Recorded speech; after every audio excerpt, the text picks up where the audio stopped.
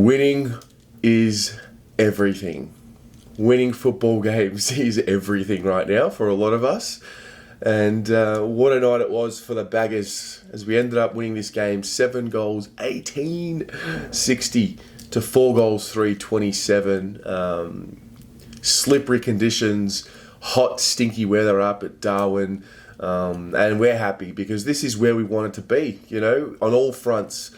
Before we were given the 4-week block, the fixture, you know, the common question, or the common answer, I should say, was, you know, in terms of how many wins did you want to see and how many wins did we want to see out of the 4 games, and it was at least 2. We lost the first 2, we win the second 2, happy days. 6-6, 9-day break, onto the pies. I've been saying that all day, all night and all day. It was an interesting one. I thought our effort was there all game. The endeavour and the ability to continue to put the pressure on was there all game. It never really waned, and that was really pleasing. To be fair, I thought we absolutely dominated them straight up. I thought we dominated them in every facet of the game. And there's a saying that's used in world football, particularly in the UK. It's the concept of the end product, and that's the only thing that was really missing at times for us. It was the end product. You know, the work to get the ball into a scoring position was as good as it's been all year, if not the best. But just that end product probably left us wanting more a little bit. Now, I'm not complaining. I'm stoked. If you had asked me before the game, would you take a 33-point win? Are you mad? Absolutely. I'm stoked with that.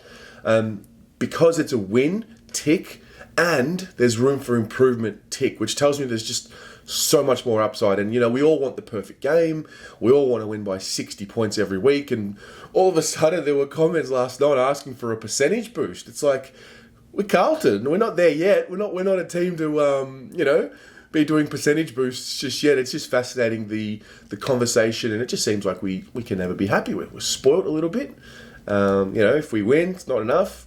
If we win a close one, papering over the cracks. If we lose, well, we've got to fucking trade all the 4 old guys in the team or get rid of them. But anyway, that's interesting. I thought we moved the ball with a purpose last night, particularly, and that it was showing in the first quarter. Our ability to move the ball, it was like West Coast-like, the kicking game, the slow kicking game. And I thought we mentally exhausted Gold Coast early in the game, or throughout the game. I thought we held possession of the ball, and then we just mentally chipped away at them until they broke. Obviously didn't put the actual nail in the coffin, but I thought it was very impressive. And when you look at the marks for the game, this is fascinating, right? Because they're shortened quarters, right? We took 93 marks for the game. That is a breakthrough for me. That's a breakthrough in the way that we played last night.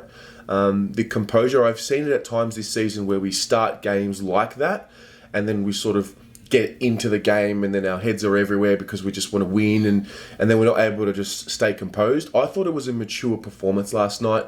I thought being the favourite is something that we have struggled with because we don't know how to deal with that. I thought we dealt with it perfectly last night. I really did. I thought it was mature. It was composed. And the commentators, media is fascinating. The commentators were like, oh, gee, you should just be bombing it long into forward 50 in conditions like these. Whereas any other, all the other weeks we do that. And it's like, well, Carlton need to really learn how to stay composed and just lower their eyes and look for that kick inside 50. And, I found that interesting, but I was really pleased with the composure. I thought the defence was extraordinary. I thought that was helped by the pressure in the midfield all game, but also when the ball was in the air, the Suns were scoreless in the first quarter. So you go there. We won the contested possession. I think it was 31-8 in the first quarter. That went to show how we played. And then I noticed 61 kicks to 27 handballs in the first quarter alone. And that set the tone for the game. A kick to handball game, that's us.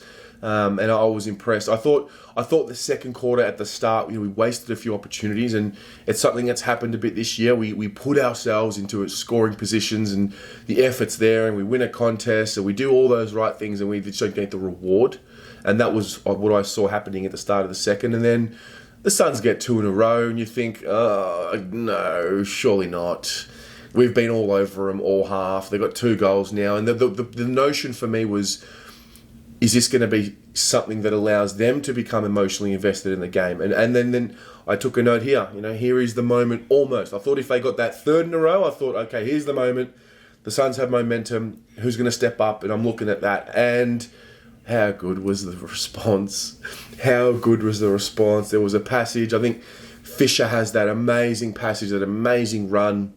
And then after that, there was just champagne football for a moment. It was Cripps to Curnow to Murphy to Gibbons to Mackay, and it was just mwah. It was beautiful. When there were a few passages of play like that last night, and I just found myself saying, unreal football. I thought going into half time, it was probably where we needed to be. Maybe 1 or 2 more goals more in front, given how much we dominated. But the fact that after the Suns got their 2 in a row, were able to respond was pleasing. And then, third quarter was pretty much the same. Dominating at the contest, not getting enough on the scoreboard. And then in the fourth, there was a champagne football to set up Harry for a shot early in the fourth. He missed a few, and we'll get to him in the player ratings, but he could have had a big one. I noticed, just before I continue with the fourth quarter, at 3-quarter time, Teague gave, I think it was Zach Fisher, gave him a spray. I could sense frustration with Teague during the game and after the game, which was great.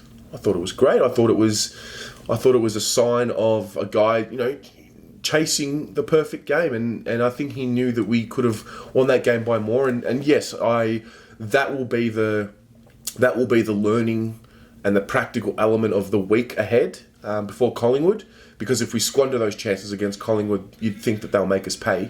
So there's that. But on the other hand, for me, I'm just enjoying every step along the way. I believe that this is a team that's going places. We're moving in the right direction, and I think we can sometimes get a little bit too caught up in things that might not be important, at things that you look back on and you sort of say, oh, gee, I wish I just enjoyed the ride, and yeah, there's things to improve on, no doubt. Kicking for goal, some shots on goal, we probably should have 3, 4, maybe 5 more goals to our tally in this game, and all good, but fuck, we won the game. We won the game, and it's 2 in a row, and it just sets the week up. There's happiness around, and the fan cams last night, I love that. Oh, I love that. I'm looking forward to doing that in person at the stadiums after games, but for the time being, that is great. That for me is as close to being around people and being at a pub, talking to people about the game afterwards, and I love everything about that, and I enjoyed it. I enjoyed my boy Mark Murphy getting his thing, getting his thing done. I enjoyed that. I enjoyed people try to bring him down last night, and the guy's had 11 score involvements. I'm going to get to him in the player ratings video, which is going to be a very, very upbeat player ratings video, can I just say? Because I thought our even spread of contributors was unreal. I thought these, and for the second week in a row, this was the important key that probably hasn't been spoken about a lot. This was the second week in a row where we go into a game against an opponent where we as Carlton fans and as a football club, our young boys, our Fishers and Wiederings and Harrys and Walshes and Setterfields are older and more experienced, not by a lot, but by about a year or two, than these Gold Coast kids. And it looked like it. It looked like we were, seasoned, and it probably goes to show why patience is required. Because you look at the way we played last night. And I get it. The Suns 4-day break, all good. I know that that's only now an issue because we won the game, and people love to just look for a negative. But I get it. There's a factor there, and that was the most pleasing thing for me, because it was, these guys are better and more experienced than these Gold Coast kids, and they played like it. And it just goes to show. Wait till Fisher, wait till Setterfield, Martin, Wiedering, Harry, Samo. I know he didn't play his best game, but wait till these guys are 25, 26, and they're the guys that are at the peak of their careers in the league. and then everyone else around them is, for the most part, less experienced. That's the most exciting part for me, because we're seeing the steps forward from these draft picks. Like a Fisher, he looks so much better already. And anyway, I don't want to get too individual in this video, because that's what the play ratings are for. But I'm wrapped, man. I'm stoked. We get a game on a Friday, and then you win the game, and then you get to enjoy it. You get to enjoy it for Friday then, and Saturday, Sunday. It just sets it all up. It sets it all up, and the boys go into a pretty cool break now. And we'll talk about it on the show, about the coming fixtures and what we want to do and what our expectations are. But destiny's in our hands, guys. We're at the end of round 13, and destiny is in our hands. We got the ledger back to even, 6-6, and winnable games, some tough games in there. You probably think we're going to have to pinch one or two of these non-favourite games that we won't be favoured to win. And then there's games against sides who we think we're better than, and we have been better than all year. So this is, for me, I don't want to tell anyone how to support or what to do, but for me, I'm just enjoying every little step forward along the way. We've got learning to come, but I'm a happy bagger. I'm wrapped. I'm so excited. I love this shit. This is such a relieving feeling for me, because there were moments over the last few years where it's like, oh shit, have we got it right? I don't know. And now this year has been one of those years where I've taken a bit of a deep breath, and it's like, oh, okay, we're seeing something, it's happening. I'm pretty confident in saying it's happening, and we're chipping away at it. So that's me.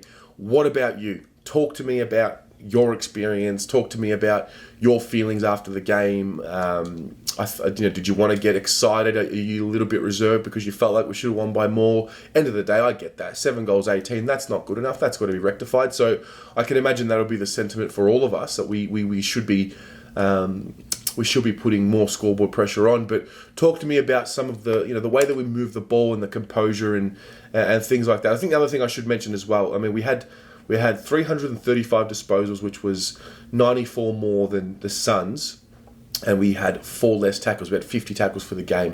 I thought that was a big tick, given how much we dominated them. So there's that as well. See you guys in the play ratings videos. If you're new here, enjoy them, because these are fun to do, and it's a good exercise for us to get involved and chat amongst each other. And with that being said, go the fucking Blues.